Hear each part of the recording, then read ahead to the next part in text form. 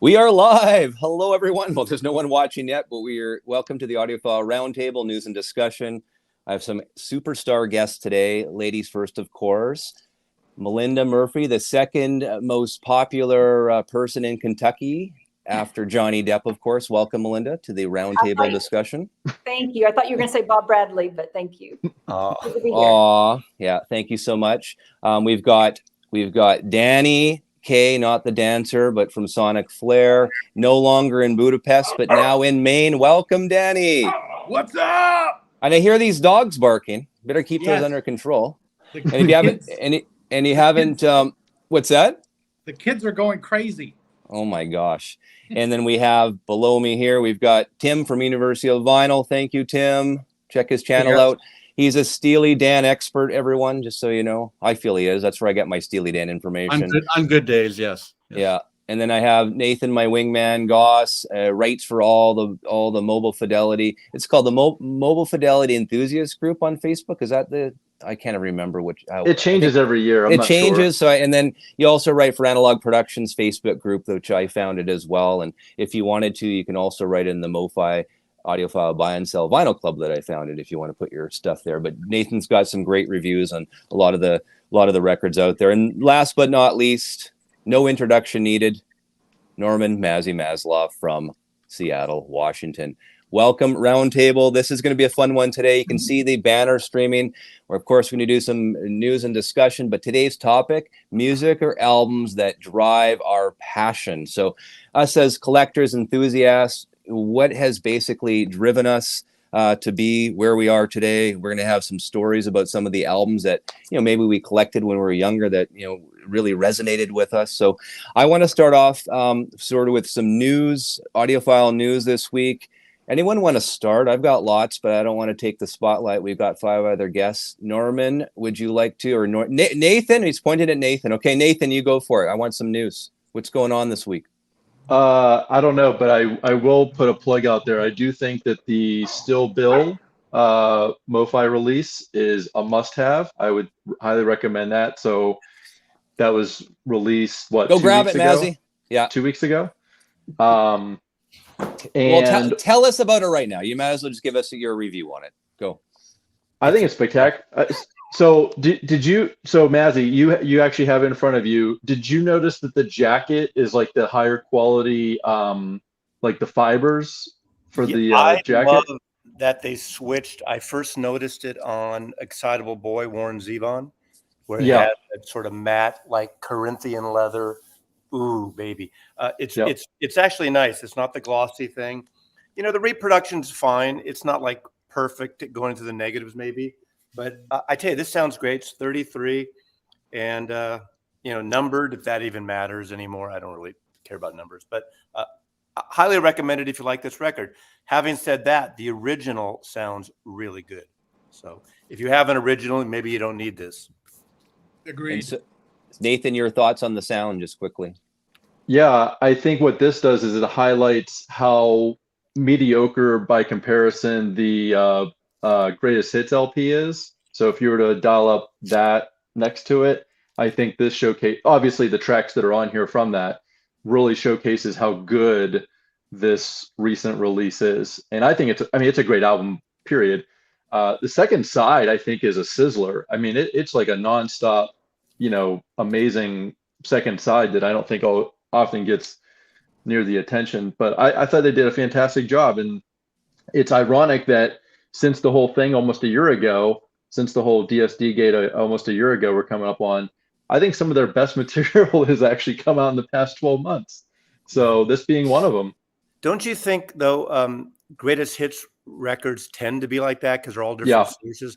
And I remember when one of my favorites, and it was a challenge for him, but when Chad put out that Steppenwolf Greatest Hits, I remember which is great on Analog Productions, but he said he'll never do that again because chasing down all the different tracks, it's not like you have to cut them from different sources to get the best. Imagine someone doing a Van Halen Greatest Hits. Ooh. Hey. I'm that person that's looking forward to the Van Halen one steps. I've heard conversations where people say, who's going to buy that? Me, I'm going to buy it. And I Well, know a you've lot of heard people it. are Maybe gonna you buy can't. it, You've so- heard at least a tape of it, I guess. Yeah. So Melinda, can you tell us about your experience? You heard it, right? Can you tell us about it? I hope to make a video about it Okay. sometime. Okay. I did not hear like a version of the one step of Van Halen, not the first album. So I can't really say yet. It's going to be a surprise to me, just like to all of you. But yeah, I'm looking forward to it. I'm excited about it. And I hope in the future I will be able to discuss the trip. Right now, it's just kind of for personal reasons. I'm keeping it on hold. Fair enough. And Okay. I apologize for that, but hopefully I'll put a video out at some time. Well, I thought I was waiting for it. I thought it would have come out already because I know when we were on a roundtable and Mazzy was saying, yeah, Melinda's out in California. And I'm like, oh my gosh, this is going to be out soon. So hopefully let all the viewers know that I'm not, no pressure, Melinda, but in the coming weeks or month or so, you figure we'll see that? I don't know. It might be a while, but as Okay. soon as We're finally doing Hotel California. I got the email. Hey, it's Yeah. you know, it's impending. So, you know, I think that's So- shipping next week. So the Or end of next week. 17,500 is how many they're printing, limited edition on that one, pre-order now. So do you now, want to bring this up? Do you want? yeah, let's bring it up. Nathan, bring it up. Let's see. Oh. What do you got? What do you have there? Some light Eggs? reading. Eggs, Some digital, light reading. and telephone. You guys don't remember Karnak. I'm sorry. I'm dating. I do. Of course. Johnny Carson show. Yeah. This is the Tuttle versus Audiophile Music Direct, where if you choose to make like 60 photographs of each record in different angles and send it in, you can get $5 No back. kidding. You have to do a lot of legwork, or you can to ship, or you can ship them back a certain list of them, and you get full refund plus tax and shipping. I guess I'm not sure how that works, but I'm only, if I even do it, will return one, and that is the Young Rascals Groovin', and not because of the DSD, because I think they picked the wrong one being mono. Maybe that's the wrong reason to return it, but I love that record, and the stereo is far superior. So to me, this is kind of a waste of time, but maybe it'll alleviate some of the bitterness people have, maybe. Melinda, So- Melinda, are you returning any of your MoFis with that class action? Or are you staying not pat? at all. Okay. Not at all. I love all mine. I still think they're worth what I paid for and then some. I enjoy them. I enjoyed them before. I enjoy them now. I have no interest in getting a dime back. I feel like it was money well spent. You know? Tim, you had So something to say? Or sorry, Danny, go. Yeah, so I got 10 of each copy for my retirement fund. I'm just kidding. No, I actually one thing that's kind of interesting.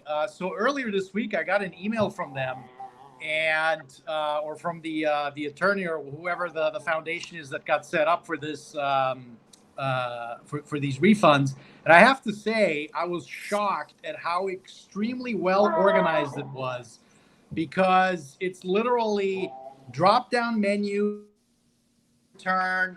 They have all my records, because of course all my stuff came from Music Direct. So I don't know if that had something to do with it. A couple of my buddies were like, I never got an email, and I bought most of my records from them. So I won't be returning any, but I will say that if you do select to use that email service that they sent out, it's very, very well done.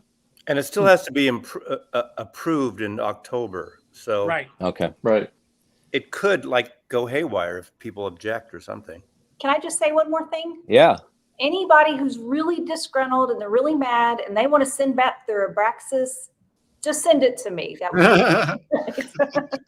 You'll give them the $100 they paid when they first bought it in 2016 or whatever that was. Yeah. Yes, Okay. absolutely. Okay. So everyone's listening. Melinda's buying all Abrascas for 100. I think it was 120. No, $100. I think it was $100 I'll back throw then. in the shipping charge. So, and you'll throw in the shipping. Okay, good to know. Wow, you're gonna get a lot there. If you're Canadian, such as myself, and by the way, you guys have July 4th. We have Canada Day coming up, so we have a big long weekend. Canada is celebrating their 56th birthday on Saturday, so we have lots of parties going on there. So it should be fun. So long weekend for Canada, yay Canada! No more fires, though. No more fires. But if you're Canadian, you cannot partake in this Mofi lawsuit because it was filed in the States. Right. Okay. You can Canada, Mexico, UK, Dusseldorf, nowhere else. Yeah. So only if you're a Yankee. Sorry, us Canadians. What can you do? Harry says he bought a Braskus for $99 when it came out, so that's amazing. I did too. Do you still have it? I do. Okay. Shamelessly, I have to admit, I actually have 2 copies of it. So there you go, Melinda. Maybe $100. Birthday? When's your birthday? So any other news? I know I want to talk. I mean, we always talk about Mofi and Analog Productions. I mean, when's the big Analog Productions announcement, Mazzy? When's that happening? In 2 weeks. In 2 weeks, okay. What are they announcing? Dude, in 2 weeks. It's always in 2 weeks. What are they announcing, Mazzy? Who knows? Did everybody? Did you see the Blue Note Third Man kind of collab? This 313 jazz series that looks. I saw that. Yep. Don is personally kind of curating. I think it's 6 titles. He's from Detroit, hence 313, the area code. I pre-ordered the Electric Bird title, but pretty cool. They're being pressed and mastered and pressed at Third Man, different color variants, etc. And some cool 70s titles. Who's cutting that? Who's the mastering engineer on that one? Some guy at Third Man. I can't remember his name. Someone chime in if you know. Yeah, I tried to look before we go on. I just hadn't enough time, but okay. Yeah, that looked quite interesting. Having Don was part of that. It's very cool. Yet another little mini jazz reissue series. Add that to your spreadsheet. So Craft Recordings, I just got an email yesterday. They've shipped my latest, I think it was Waltz for Debbie by Bill Evans that was cut by Kevin Gray. So that's on its way now. So of course, being from Canada, it takes a little bit longer. It says it'll be here July the 16th or so. So I'll look forward to that one cut from the original tapes. And I asked Kevin Gray about that when he says the tapes were beautiful and amazing. So he says it sounds really, really good. So I'm excited for that cut. So I've got Craft Recordings. We don't talk about them enough, but they have some interesting releases. And I know Tim's a big fan of REM. They've come out and you can pre-order the REM. I think it's Revival and Accelerate, Tim, on their website right now. Yep. Yeah, I ordered. Is it called? No, it's not Revival. What's the name of that? Reveal. Reveal? Okay. Yeah. Okay. Thank you. Yeah, I pre-ordered that. They did a couple other titles about 2 months ago. I pre-ordered those too, and these are the albums from into the 2000s, the late 90s into the 2000s that are stupidly expensive. If you can find an original, they're $300. So they're it's pretty nice that they're repressing some of these. I have a question. Is this just me because I'm the oldest one here? Do you pre-order things and then you kind of don't keep a library or a folder of pre-orders, and so then you might pre-order it again somewhere else or buy it somewhere else and you get like 2 copies? Anyone ever? I still get the FOMO on a lot of these things. That 313 series is going to be limited, I think, and these REM titles. It's crazy, and this isn't my number one driver, but New Adventures in Hi-Fi, when that came out, it was a Kevin Gray cut, and can't find the originals anywhere, and they're very expensive. It's a double album. I have that up. Yeah. Yep. They put out only on REM's website a special Smoke Marble variant. It was like 2,000. That was it, and I pre-ordered it just for the hell of it, and. If you go on Discogs, hey, what are the 10 most valuable records in my collection? That thing's like number 3 right now. I paid $40. It's like 200 and something. Wow. But one of our viewers just said that Kevin Gray cut the 2 new REMs that by Kraft. So that's interesting. Yeah. And then Kraft also, and then Mazzy, you might know about this one, Nancy Griffith. She's a country crooner. She's released the one who dated Robert Plant for years. I didn't know this. See, that's why you have you on. We need the old guys on. But there's a box set that's being released by Kraft called Working in Corners. It's a 4 LP box. I mean, it's $157. That's not an age thing. That's a genre thing. I know. Please, don't. Okay, fine. So is anyone who else is pre-ordering right now? Anyone buy anything interesting? Melinda, what have you been buying? Yeah, I fell into the FOMO on that Blue Note Third Man. I've pre-ordered all of them. Now, I wasn't able to get the 313. By the time I put in my pre-orders, the 313s. I was only able to get 2 of them, and the rest of them I just went with a different color variant. So I have them all on pre-order through Third Man. I placed the order through Third Man, but Blue Note still had some of theirs available last time I checked. But I'm looking forward to those, and they're good records. Those are good records to own. So don't you think that kind of puts an exclamation mark a little bit on the topic that we had not too long ago, where we basically were saying that this whole FOMO thing, it still exists when you're actually putting out good quality stuff that hasn't been done to death, right? Like, right. So if you choose select titles of things that either haven't been done a lot or still have kind of that niche, people are going to grab them up. True. Let's bring up again. I'd like to bring it. This is a good segue, just briefly. A couple weeks ago, we were talking about Rhino Records. I'm a huge fan of Rhino going way back because Warner Brothers growing up was my favorite label because they hung on to artists. An artist could do 10 albums and not sell. Van Morrison, Little Feat. But I want to talk about these because the Cars record sold out, and it's a great release despite the shipping and boxing crap they had. But these came out in the last week, and these are their second and third album by Little Feat, arguably the greatest American band of the 1970s, maybe along, and that'll be a video in a week or so. But I want to say these are $60, okay, each. But they're 3 records. There's the Bernie Grundman all analog cut main record that does improve on the original. I have originals.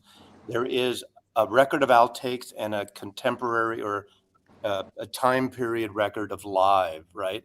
So these are $60, and the Cars record was $40. But these are wholesaled in stores, so Rhino can do good things. It doesn't have stout and covers, but it's a triple gatefold and everything. And I want to say these sounds great, but I don't know where these were pressed. I got to say I have not cleaned them. I don't always clean my records on my Humming Guru, but I need to because these are noisy as hell. And I was really disappointed. So if you're watching Rhino, both my copies, half the records of the 6 LPs here are noisy, and maybe I'll wash them. I mean, Mazzy, you're killing me. Like when I got my Rhinos, when I got my the Cars release from Rhino, it looked like Scarface sneezed all over it. Like there's more white dust all over these records. I don't understand how you don't clean them when you have methods to clean it. You're talking about me? Yes. Well, and now you're telling us that it doesn't sound good or sounds dirt. What I do, the way I cleaned all used records, and I only clean new records if I have an aural issue. So I'm going to clean them. You're right. You're right. I don't automatically clean every record that comes to my house. It'd be crazy. You should. Let's do a consensus. Does everyone clean their records before they play them? I do. Yes. It depends. Melinda? I clean them eventually, but sometimes the excitement of having it in my hands overtakes the desire to clean the records. But yes, they do get cleaned. It's just, let's just say I make sure that I get all the dust off of them first, but I don't wet clean them. Okay. Right away, if it's a title I have been just dying to have. So yeah, I'm guilty. Ladies and gentlemen of the jury, I rest my case. No. I totally get it. But if I have an issue, I played them and I got to clean them, and I will. But still, they're really was noisy, which is not a good thing. So used records, I do clean every used record before I play them. I do too. No doubt. But new ones. What, Mazzy? What I don't know if you mentioned it. What was the packaging like this time around? Was it better or in the box? Did you have corner bumps on those? These? Yeah.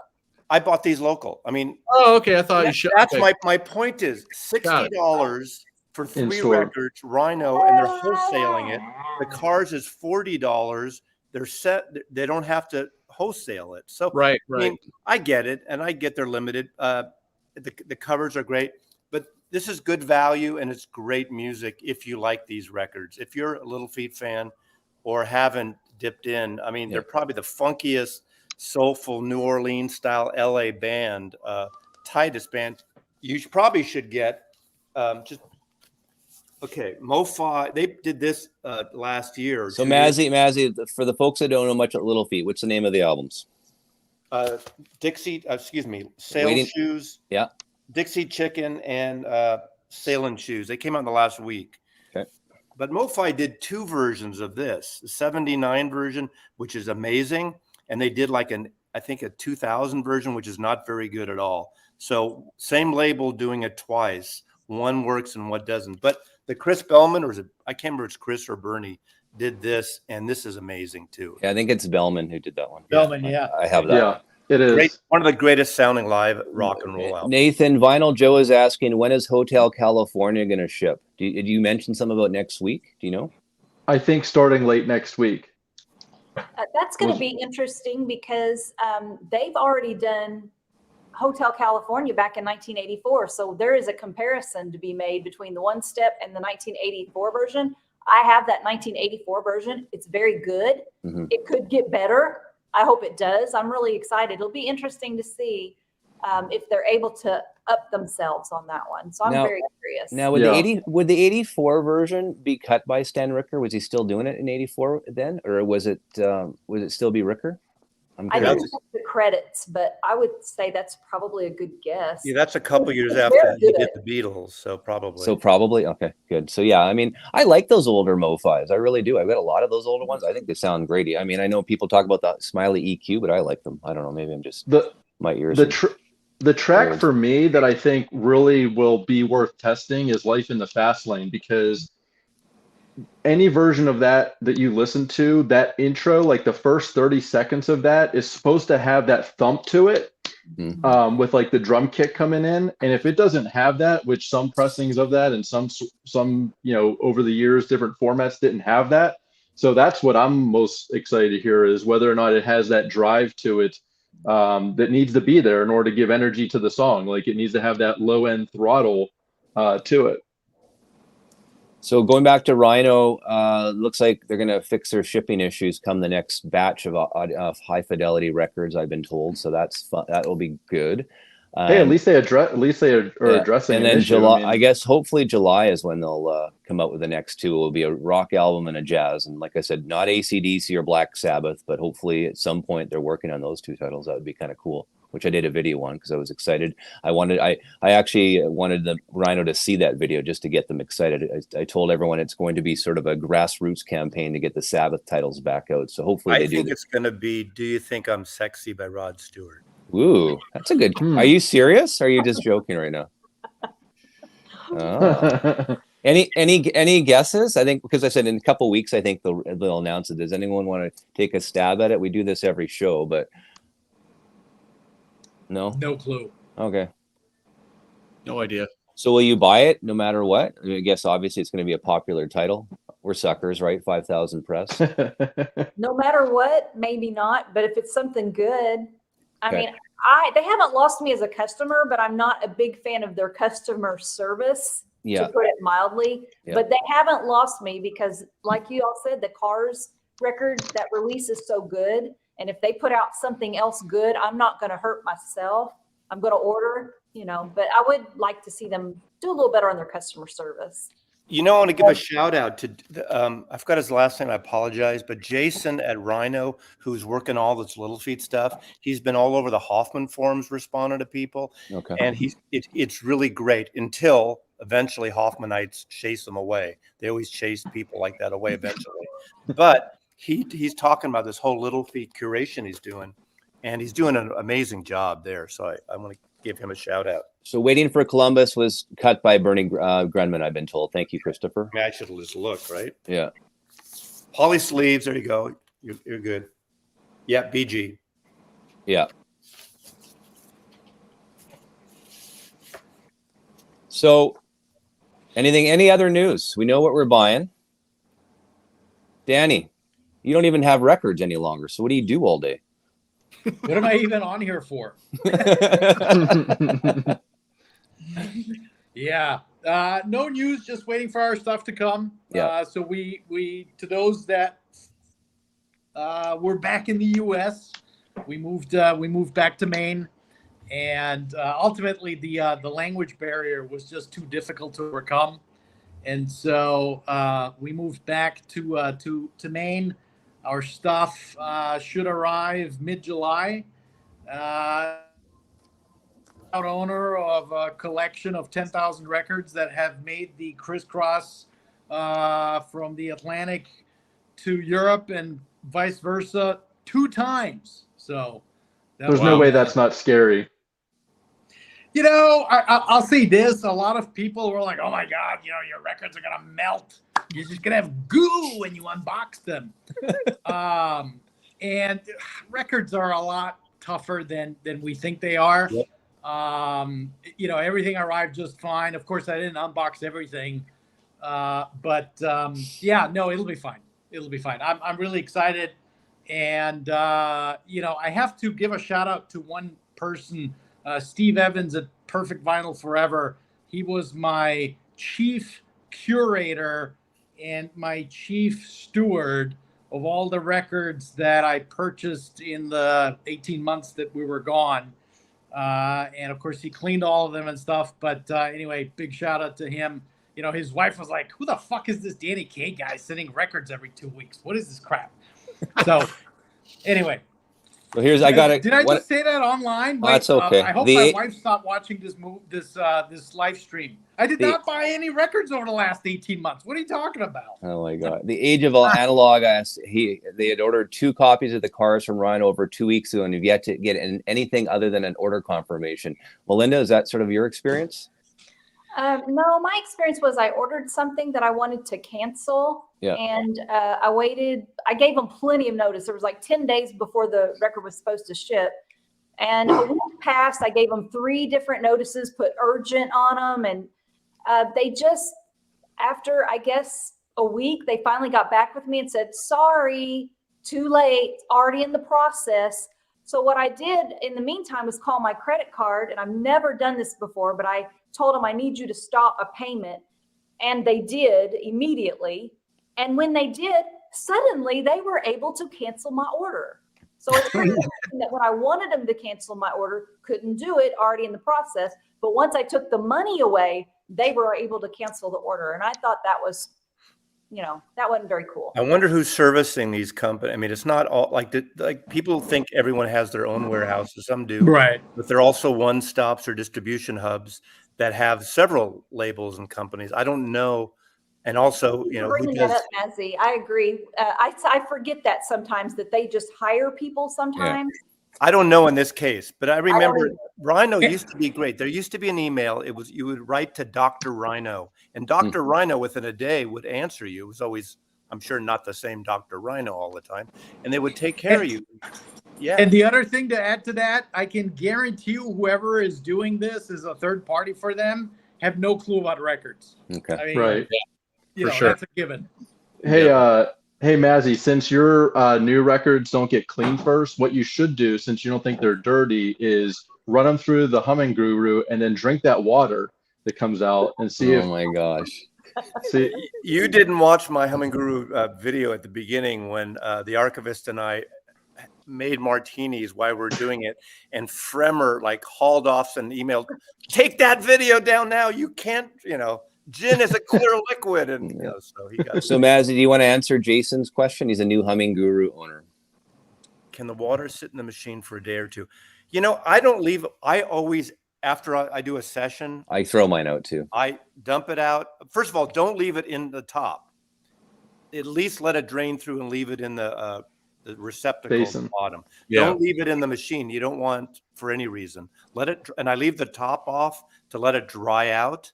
Like when you do your wash, you should leave your wash open so you don't get mold and mildew. Let it dry out after you do. And in fact, my Humming Guru is right next to my washer dryer stacker, so it's a perfect wet room for that. I just take it out. I don't leave any water in. it'll eventually evaporate anyway. Yeah, so I'll do a batch, and then I'll just take the water out after I'm finished and put the thing away, wipe it up, and put it away. So that's what I. Because it has to, if I'm not mistaken, it has to go to a fill line, right? So leaving anything in there, it's going to evaporate a little bit below that line. So you're going to have to put more Yeah, in. yeah. There's a fill line. I mean, there's a little tray at the bottom, and you pull it out. I mean, there's a filter on that tray, but I always basically, like I said, I dump the water and put I rinse the clean filter. distilled water out and rinse the Yeah, yeah. filter. Exactly. Right, Yeah, right. yeah. Yep. So another viewer here is second LP was ordered from the Cars 3 weeks ago. Haven't heard a word. I mean, we do know that the Cars is sold out. Coltrane Sound isn't. So I don't know. Hopefully he gets an answer from Rhino as well.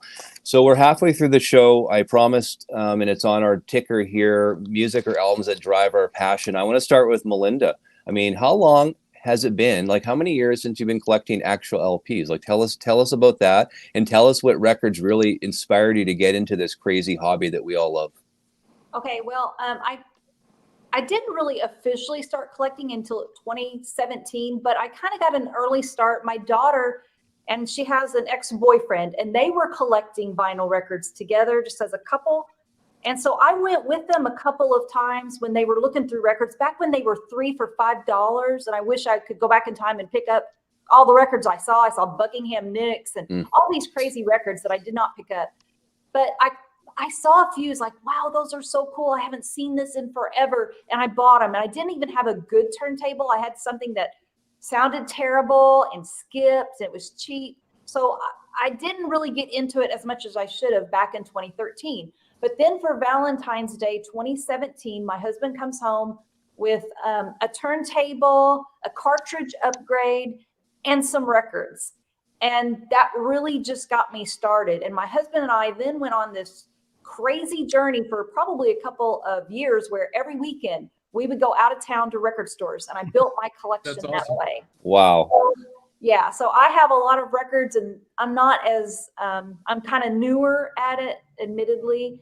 And do you want me to go ahead and show one of the records? Yeah, of course. Okay. Well, one of the records I wanted to show today was one that came out when I was 16 years old. I just got my driver's license, and I was working at a theme park called Holiday World. And anybody who lives in the Indiana, Kentucky, Ohio area all know Holiday World. And it was so much fun to work there. All of the kids from the surrounding counties worked there. I made so many friends that I still even talk to today. And anyway, I worked in a games department there, and they had a playlist of songs, and it just went on over and over and over again, you know. But there was this one particular artist and this album that got played over and over again. It was just so different and refreshing. And I was big into, say, Motley Crue, Van Halen, only they were Van Hagar by then. But this artist, it was so different that it made me think, you know, I can get into this too. I don't have to be in just that hard rock, you know, category. I'm talking about Paul Simon's Graceland. It was so beautiful to me. And those songs got played over and over again while I was at work in the games department. Songs like Boy in the Bubble and Diamonds on the Soles of Her Shoes. It's so gorgeous. And it was so different from what I was getting into.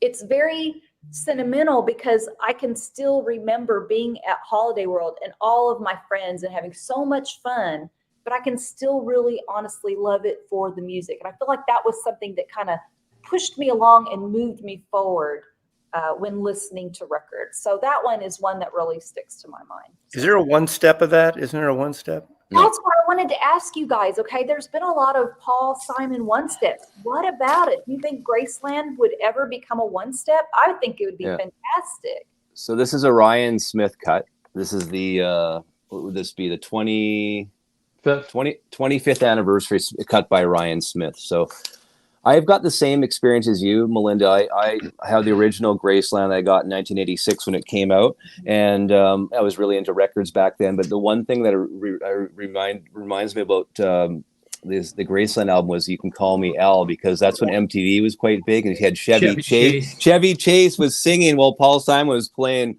whatever instrument. That was amazing. I'll never forget too. I love that song so much. I had the album. I also bought the 45, and so I was in grade 8 at the time, and I remember I'd requested that song to be played, and no one knew that song because it was this weird song. I was, and this is embarrassing. I shouldn't say this, but I was the only one dancing to that song on the gym floor in 1986. You should be embarrassed. It's embarrassing. Wasn't the original done by Grunman?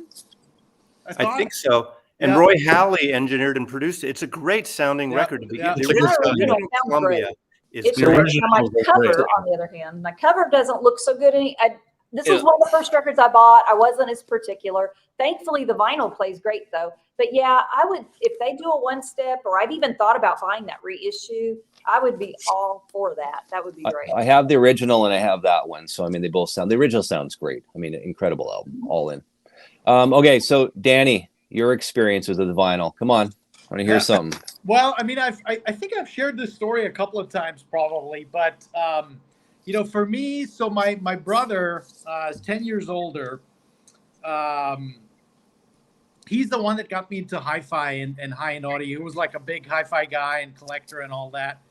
And it was the mid 80s. I was a teenager, and I was a boys boarding school in Austria, in Vienna. And I think we were like 15 or 16. And it was really 4 albums that kind of were played to death. It was New Order Substance, Love it. Pet Shop Boys Please, Dire Straits, Brothers in Arms, and Peter Gabriel So. So that's And that's 1987, by the way, so everyone knows. There you go. Yeah, so 16. So I was 16. Yeah. And I tell you, the memories, kind of to Melinda's point, you know, the thing that always fascinates me about records and music in particular, unlike film, is that it has this sort of emotional connection with you, where you can you hear a song and you're like, oh my God, I know exactly what I was doing Totally.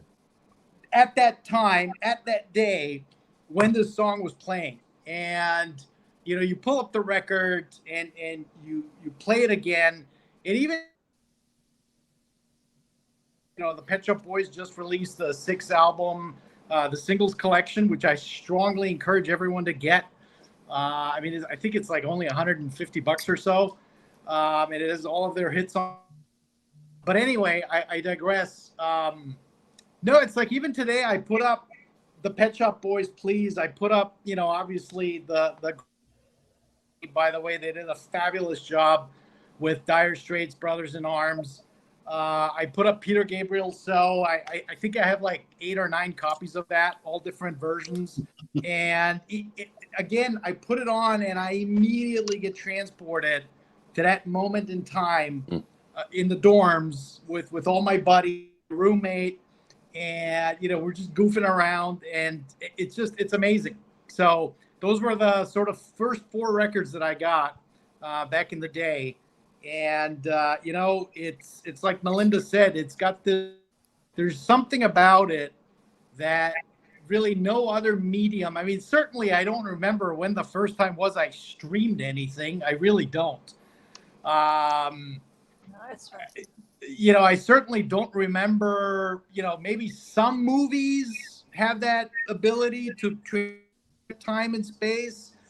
But really records, it's just something. So anyway. Excellent choices. So I almost chose So myself. That one is very deeply personal for me too. Yeah. So Melinda, is it because of the album or because of the movie Say Anything? You know, I remember like being a little disappointed in the movie, loving that scene and loving that song, but that movie, you know, I don't have great memories of the movie. Like it doesn't stick with me the way that music does. It doesn't make sense. That movie literally makes no sense. Thank you. It really doesn't. I mean, I know it has an iconic scene in it and everything, and you know, it tends to gravitate towards like music lovers. Yeah. But from a plot standpoint, that movie makes 0 sense at all. And I John, think- You know, like the dad's like embezzling money, and like it doesn't make any sense. and so John Cusack's in it, and his girlfriend, that his love interest, I forget her name, but Donovan's daughter. Donovan's daughter in real life. Yeah. Wow. Yeah. Mercy Street is the secret song on that album. That's the most beautiful song on So, I think. I've listened to Mercy Street. I would just, you know, there was times where I'd have that album, I just put it back to that song and listen to it 10 times in a row. It just, Of course, Kate Bush on it too. Okay. Red Rain. Great opener. Yeah. The whole album's great. I have the original, and it sounds great. I mean, I know Danny said he has like 10 different versions. I know there's some. Do you have a favorite version that sounds? I mean, it was recorded so well, so really they should all sound pretty good. So the obviously the Classic Records 45 is definitely the benchmark. That was done by Grunman. Yeah.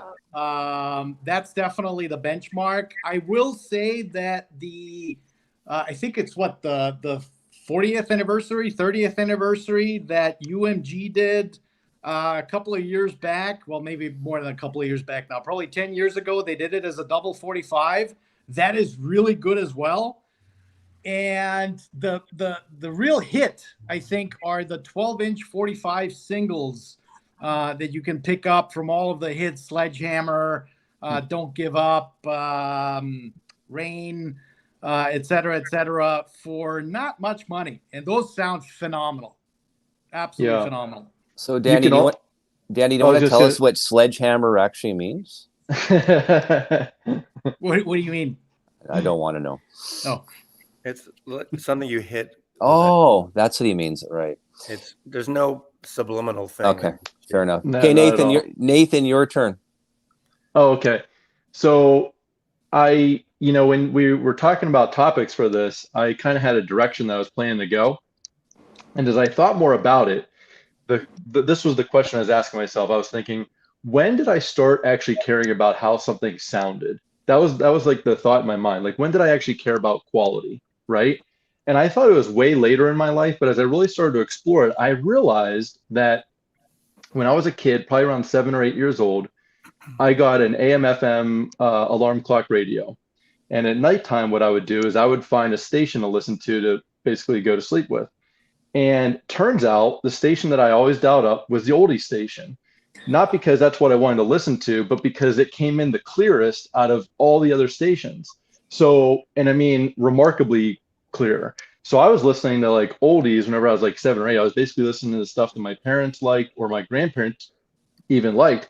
And I didn't realize that until just recently, kind of thinking about this, how much that actually has shaped kind of my musical journey, because, a lot of things like Frankie Valli and Roy Orbison and, all of that great music from the mid to late 50s and early 60s. I mean, that's what was basically, kind of lullabying me to sleep in my childhood. And then that kind of, set the path, I would say, for what I started to care about and fell in love with. And I always felt like I was born in the wrong generation. I always felt like, the music that I love, the movies I like are always from like, way before me. And then as time progressed and everything, I pulled aside my Mofi journey actually began with CDs. So I just pulled the first couple that I grabbed, which was Tales of Mystery and Imagination, the Alan Parsons, which I think is a masterpiece. I think it's a 10 out of a 10 album. The Simon and Garfunkel's Bookends was one of the early CDs that I grabbed. Stevie Wonder's Intervisions was one of the first ones. And then here's the album that I'm gonna pick for one of the most influential on me, both sonically but also just artistically. We talk about this quite a bit, but Tears for Fears, Songs from the Big Chair. So this is one of those ones, like you're talking about, like you hear it and it takes you exactly to a point in time, moment. You can smell the place, you can feel like. So this to me is just, I mean, I think it's one of the greatest I agree. releases ever. That's like, for me, that reminds me of high school, Tears for Fears. So, and then I should let everyone know, Miles Scholl, they're Half-Speed cutting the Tears for Fears catalog again through Abbey Road Studios. So that one will be out probably in the next month or so. So look for that. Question here for the gang, Terry Watcher.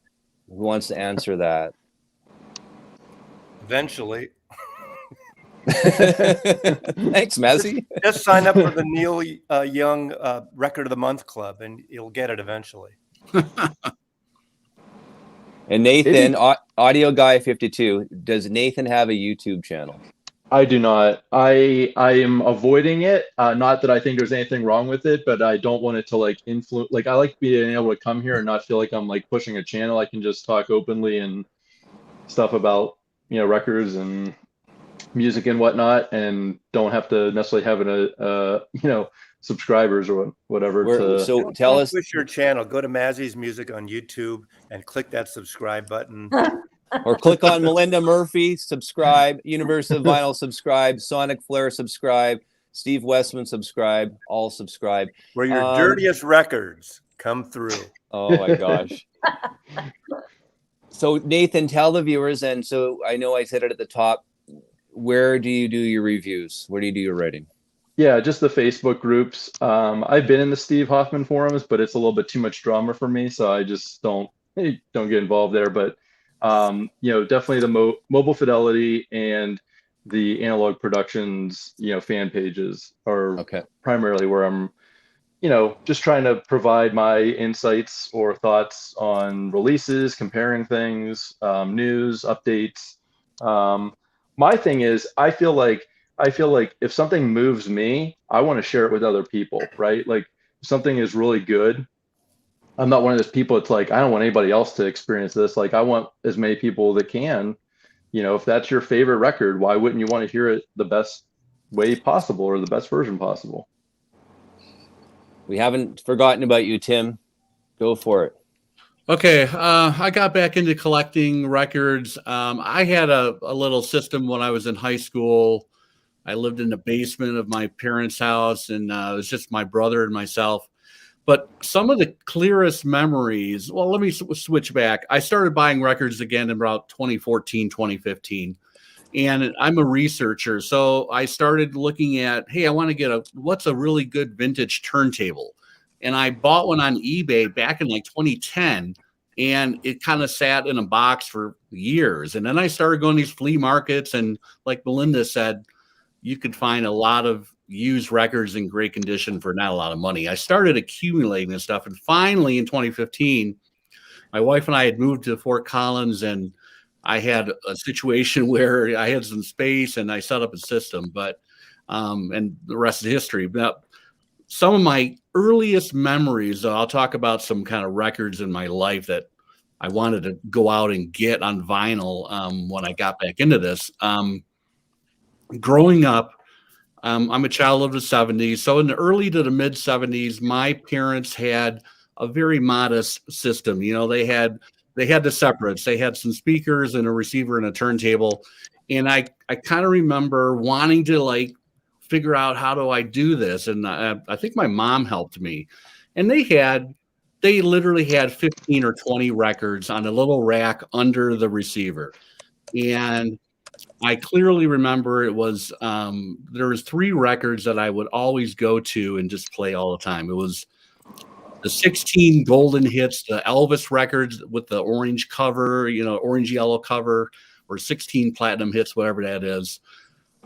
Bridge Over Troubled Water and Abbey Road. So I would play all 3 of those all the time. And I must have been 6, 7, 8 years old.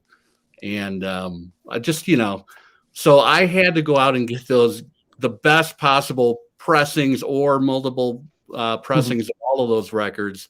And finally, I think it was 2 years ago, I finally got a -2, -1 UK misaligned Apple logo on the back, an early first pressing. And this record is just breathtaking. It looks minty. Show that again. This thing's in great condition. That's anyway. It's okay. But it brings me back to trying, being careful with that turntable and dropping the needle and just listening to that, that suite of songs on side 2 and Octopus's Garden and getting into the Beatles. And that's kind of where it kind of started for me. So I've got the classic records 200 gram Bridge Over Troubled Water, which is really nice. So I guess that's it. Wow. And last but not least, I left it for last because it's Mazzy. Well, I want to hear. I'll start with Meet the Beatles because I'm the generation here that I was fortunate enough, my generation, to hear every Beatle album as it came out. 64 February changed my life. But I want to think of this. after Meet the Beatles or With the Beatles, depending on, 3 years, 4 months later, Sgt. Pepper comes out in June, right? Just that short a time. Yeah. That album changed my life and changed the way I listen to music. It talked about thinking about how a record sounds. It's easy to throw off now, 50 years plus 60 years later. Oh, Sgt. Pepper, it's okay. What's so great? At the time, there was nothing like that record. I can remember how different that record sounded. That was the first record I ever got where I had, I don't know exactly when, but I got a pair of headphones. And literally, I listened to the record probably 2 to 3 times every day for at least a month when it came out. It had, and I got the stereo to begin with. I know, the whole idea about mono. I still prefer the stereo personally because it's that psychedelia in a way, pop. But that album literally changed everything. I was 13 years old, just prior to turning 13. It was a pivotal time, obviously, growing up, getting bar mitzvahed and listen, that growing to be a man and all that, and listen to that record. And as cliche as that it sounds, that record was like nothing else and so different. It was ahead of everyone else. Not that music's a competition, but it really was so different. And it seems like everyone else was chasing them in their own way. And then I just will say, this was what band was that again, Mazzy? What band was it? And I never watched that record until recently. This is a Music Matters Jazz, my only record that was been on my wish list on Discogs for the last 5 years. And of course, Music Matters Jazz 45 happenings. I got through someone I know who had it that forgot that I wanted it. And I got it, market value, but a little less. But it's an amazing Bobby Hutcherson on Vibes. I used to see him in San Francisco. He lived in the Bay Area back in the 70s. And this is obviously with Herbie Hancock on it. Great record. That looks really minty too. It's maybe he played it 2-3 times. Yeah. Nice. Wow. Probably the most I've ever spent on one record. Wow. Well, I've got this one as well. This is an original Van Halen, 1984, obviously, and brings back big memories because in 1984, I would have been 11, 12 years old. And the song Jump was big because being a big hockey player from Winnipeg, the Winnipeg Jets theme song when they would go into the ice was the Jump song. So every time I'd go to a game, that was the song they played. So I had to buy the record. And so this is the record that I bought because I needed to hear that song. And of course, MTV was big then. The videos that Van Halen put out were insane back then. And as a young man, almost 13, I mean, what was the one that we liked? Hot for Teacher, I think. That was pretty big back then. So yeah, this has a lot of sentimental value. Just reminds me of my junior high days, that and Paul Simon. And of course we talked about Peter Gabriel. So that, and then Substance by New Order, there's all the things I still have all of those. So, I mean, I think you, me and Melinda are the same, or Danny, you, me and Melinda are about the same vintage. So, I mean, it's the same albums we grew up with. It's just amazing to go back in those memories and just, I know exactly where I was. I know the turntable I had, the bedroom I was in, and what was on the wall at the time, just, by looking at this record. So yeah, it's all about sort of it's tangibility or tangible, right? Mm-hmm. Where you can't get that with the streaming today. And that's the big thing was, as collectors, of what we get. I mean, I know Danny said he's shipping 10,000 records from Budapest to Maine, back to Maine.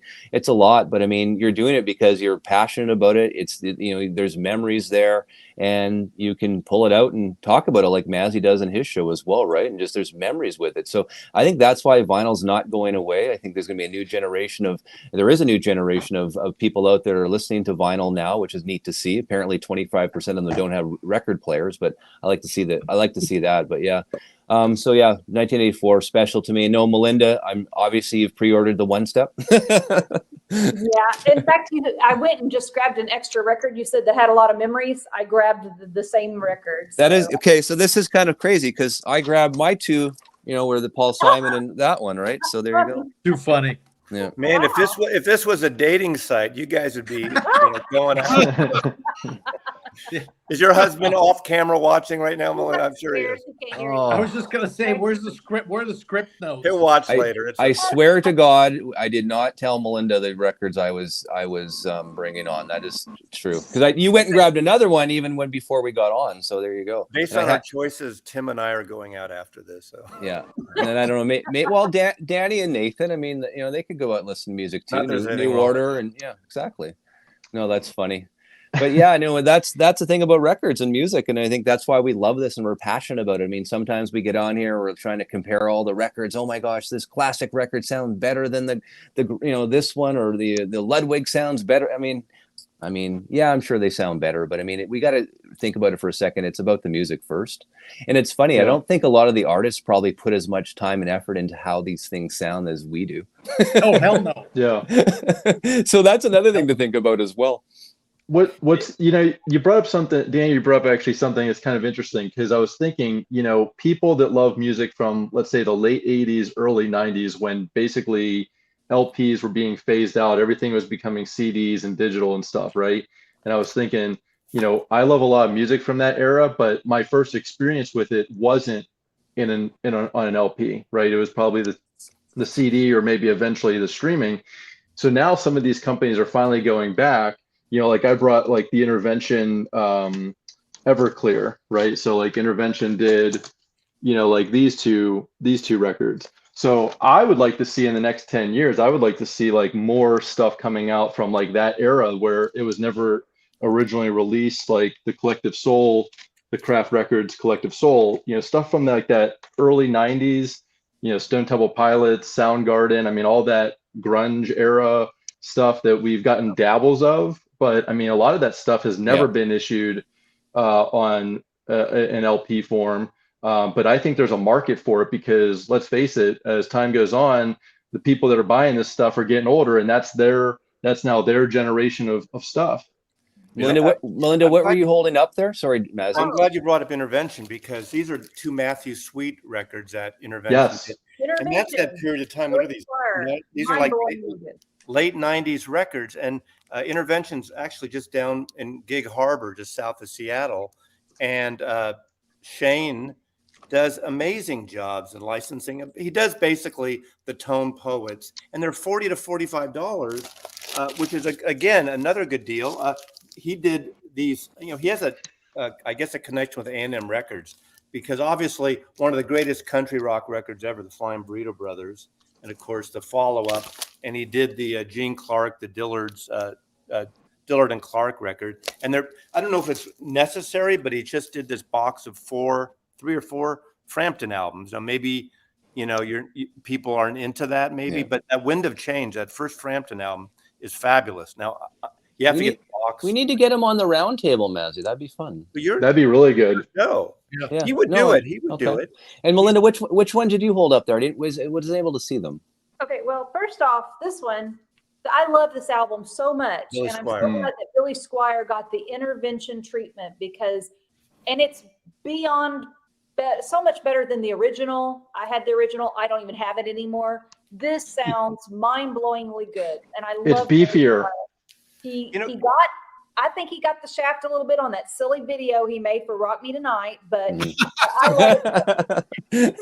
Well, Shane is in your generation, so that's perfect that he's picking. I think he might be a little older, but he's not like one of the, excuse the expression, old farts like Chad and Mazzy, white people. Grammar. No, age, or myself. He's getting records that he grew up with, like you guys grew up with. I mean, I bought those records too. I was buying those brothers. I love them too. I'm a big Graham Parsons fan, so I have. Oh yeah. Intervention. I would like to see a lot more releases from them, because I think they're wonderful. Well, let's get them on to talk to them. I think it'd be awesome. Yeah. But here's the thing. Mobile Fidelity, whenever they were releasing their stuff in the late 70s and early 80s, they were releasing stuff that wasn't that far removed from the material. Like when they did, Dark Side of the Moon, that record was only like 6 years old at the time. So it'd be nice if there was companies today that are releasing stuff from newer artists and giving them good treatment, so that you can actually the year after it came out, right. Original. I mean, Mofi. Yeah. Yep. Yeah. Well, guys, we're gonna wrap it. It's been an hour. Can you believe it? Love it. So if you Mazzy's Great coming, Mazzy, we're gonna do a show right here at the Hi-Fi Center. That'll be fun. September, I'll be there. September, we'll do a live roundtable here. I'll have to figure out how we'll do that one. Maybe you can go in another room, and I'll be in this room. I'll be there. Yeah, we'll figure that out. And Canada Day, I had mentioned that Saturday, 156 years old. You guys enjoy your July 4th. How old? Since how old would US be now? 1776. A year older than Mazzy. A year older than Mazzy. And they still don't clean records. Oh my gosh! I remember when Nathan used to be kind of the quiet. Nathan's on fire. And one more thing, guy, and now he's taken over that cynical side. Like love myself. I mean, I dish it out. So I got two things, Mazzy. Someone asked you here, Storyville Jazz Club in San Fran. Have you ever gone? That was right off of Divisadero. I can't. He went through different names. It was right off of Divisadero. I think I went a couple times in the 80s. Yeah. But not a lot. Cool. I lived in that neighborhood then. So if you haven't already, subscribe. Norman Mazzy Maslow channel. Subscribe. He likes Little Feet. Melinda Murphy, of course. Subscribe. Danny K. Sonic Flair. Subscribe. Clean your records before you clean your records. I got Tim, University of Vinyl. Subscribe to his channel. And of course, Nathan, check out Mobile Fidelity. Is it Enthusiast site? I don't. Anyways, it's on Facebook. Just search out Mofi and you'll find the groups. Guys, have a wonderful long weekend. This has been awesome. Have a good one. Everybody. Bye-bye. Thanks for putting it together, man. Bye. Bye, Again. everyone. We'll see you again. Bye-bye. Bye.